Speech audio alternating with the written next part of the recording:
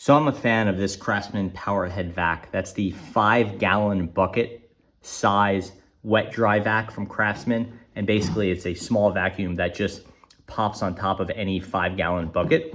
It sells for under 40 bucks. Very portable, easy to throw in the back of a car or keep in your truck, however you want to use it. And it doesn't have a ton of power, but it's very, very handy in a pinch, especially for cleanups. This thing has one critical problem though, and that is that if you are going to use it in the dry mode, it has these sort of lightweight, flimsy bags, and the bag does not have any sort of elastic or anything on the top to hold it in place, and the vacuum head is missing any sort of clips to keep this there, and there's no filter option like a pleated filter like with the larger shop vacs. And this bag doesn't work without what they call the retaining band, which is this. It's literally a flimsy black rubber band that I would imagine something like half the people that buy this thing must just throw it out and just say, why is there a random rubber band in my shop vac box? And just toss it aside, never think that it has an actual purpose, which is to hold in your dry bag. And Craftsman sells cloth bags and other things for this, but I've yet to been able to find one that fits this 5-gallon bucket, this 5-gallon vac. It's not very big, but the actual, this unit here, this grid unit or whatever, is relatively wide.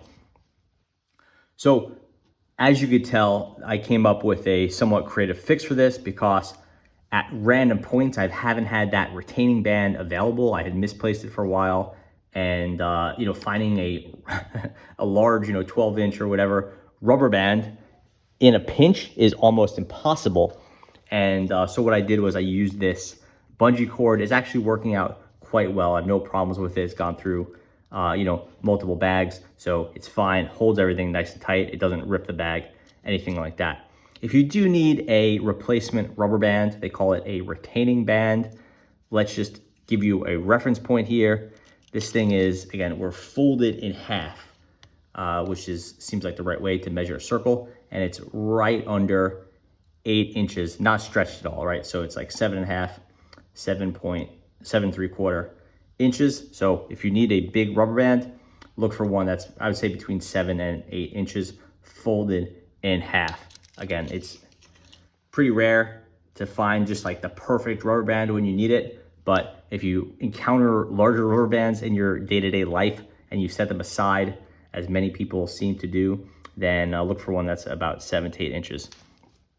If you are going to go the route of a bungee cord, if you have a big bag or big box of bungee cords that you picked up from Home Depot or Amazon or whatever, then probably the smallest or one of the smaller sizes will fit. This was one that, again, came in a box, or a bundle of bungee cords that had just random sizes here.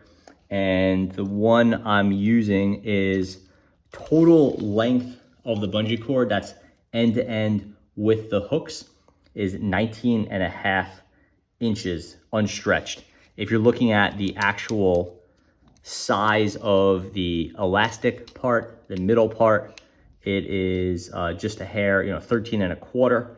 So makes sense.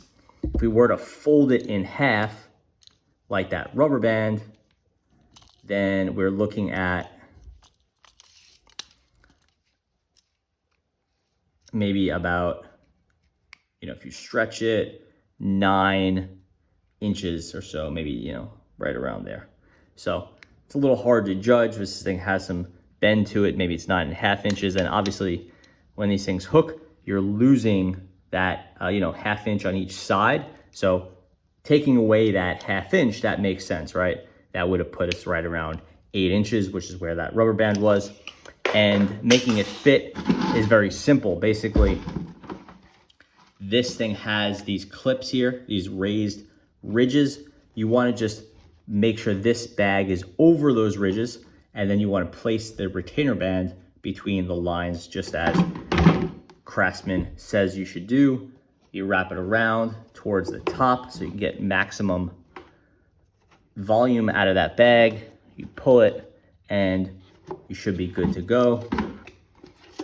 Drop this guy on top, line up the retaining clips with your bucket handle, pop it on, and you're good for another job. So that's what to do if you lose the rubber band for your Craftsman Powerhead vac or your Craftsman 5-gallon shop vac. Thanks for watching.